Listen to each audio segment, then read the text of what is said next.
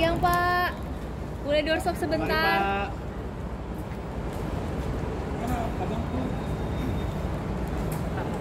Ya. Nunggu sini tuh. Ma, ntar aku nitip ya. Nih. Terima kasih. Hah? Iya. Aduh, ngalahin mobil ya. Tapi ini pintu keluar ya. Kayaknya mobil nggak ada. Ah, gue dibawa aja. Lama dah.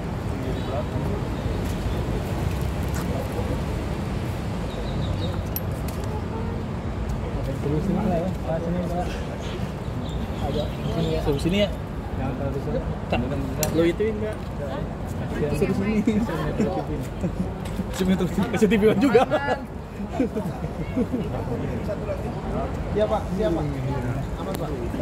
Bang sini Bang. Satu sini Bang. Cek Mas Sep, aman Mas Sep.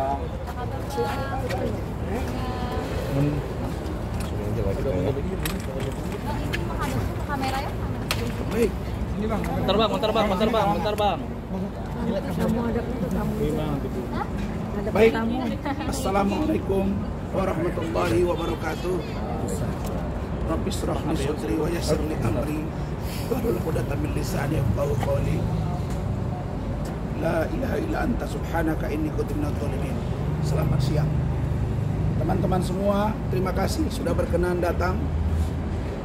Dan kami tadi sekitar pukul 12 WIB telah diterima di Komisi Yudisial Republik Indonesia melaporkan perilaku hakim, dalam hal ini Ibu Sofia Tambunan dan 2 anggota majelis yang telah bertindak secara semena-mena, diktator, dan tidak mencerminkan etik sebagai seorang ketua majelis dan anggota majelis.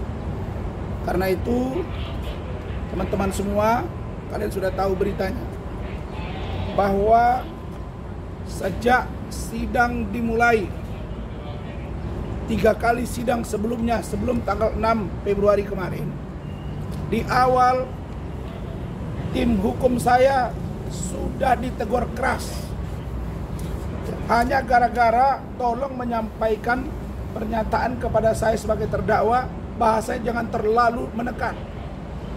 Yang berbicara itu adalah saudara Firdaus, Bu Ida Neti, termasuk Ibu Foni. Langsung saya menyatakan sikap di situ. Yang mulia, saya mohon maaf. Ingat ya bagaimana saya santunnya. Yang mulia, saya mohon maaf jika tim hukum saya ini berbenturan dengan hakim dan JPU. Saya akan ganti yang bersangkutan. Benar tidak? Benar tidak? Ya. Kenapa? Karena saya ingin sidang benar-benar mencari kebenaran material, sehingga putusan yang akan diambil benar-benar menyentuh dan sampai pada aspek keadilan yang sesungguhnya. Sebentar, dengarin dulu deh, biar jangan salah-salah pertanyaan nanti. Kemudian ini mesti kita runut, jangan sepotong-sepotong gitu kan. Kemudian, Siap. Oke Bang. Gara-gara ucapan saya itu, Bung Firdaus, Bu Ida, dan Bu Foni itu agak kurang nyaman, sehingga saya bujuk. Bahkan ada yang mau mengundurkan diri. Saya yakinkan kita harus tunjukkan kita beretika dan kita percaya. Meskipun kasus ini dari awal Bareskrim Mabes Polri menerima laporan Hotman Paris 10 Mei 2022. Urusan remeh-temeh Undang-Undang IT pencemaran nama baik, dugaan pelecehan seksual. Diproses 34 bulan. Di Mabes Polri. 34 bulan baru P21. Kira-kira menurut kalian kasus apa ini? Begitu lama baru diungkap dan baru selesai. Kenapa? Karena di penyelidikan pun saya tidak diberi ruang sampai penyidikan, bahkan tersangka tidak diberi ruang menghadirkan saksi atau ahli yang meringankan. Ini dari situ sudah mulai masuk angin. Kemudian saya bertemu dengan ada seorang jaksa yang juga pejabat. Saya diskusi. Beliau mengatakan bahwa tidak masuk unsur. Lalu kemudian belakangan saya tahu, saya dapat info dia pula yang mendorong-dorong. Kau jaksa sudah bertemu dan saya akan ungkap siapa kau. Kalau Pak Ketua, maaf, kalau Bapak Jaksa Agung ingin memanggil saya lewat Jambua, saya akan jelaskan siapa orangnya. Kalau Pak Kapolri, Pak Irwaso minta ke saya menjelaskan apa yang terjadi, saya akan siap menghadirinya. Begitu juga dengan kedatangan kami hari ini ke Mahkamah Agung ini.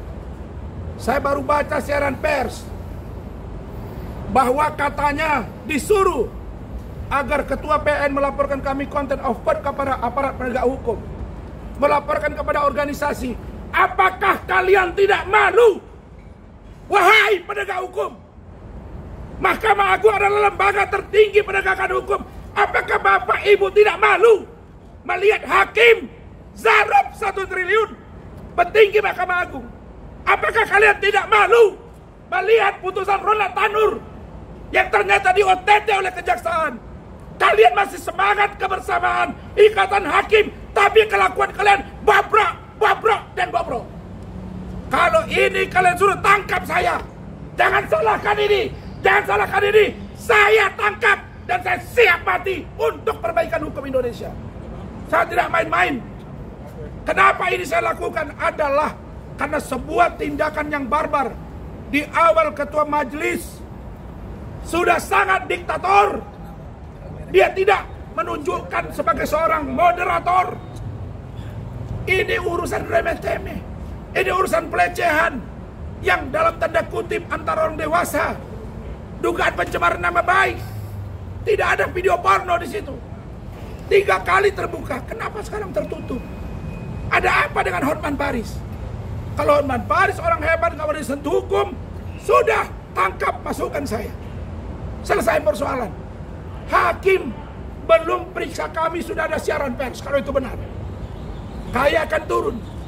Panggil kami siap menjelaskan semuanya apa yang terjadi dengan kasus itu.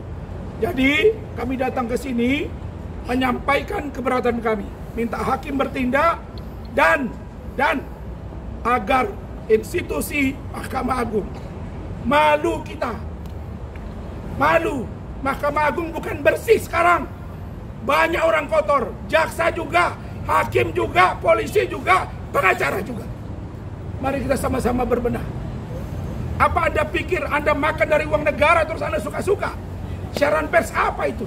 Tadi saya lihat juga ada press con. Panggil kami dong. Ada Badan Pengawas Mahkamah Agung. Mana peranmu?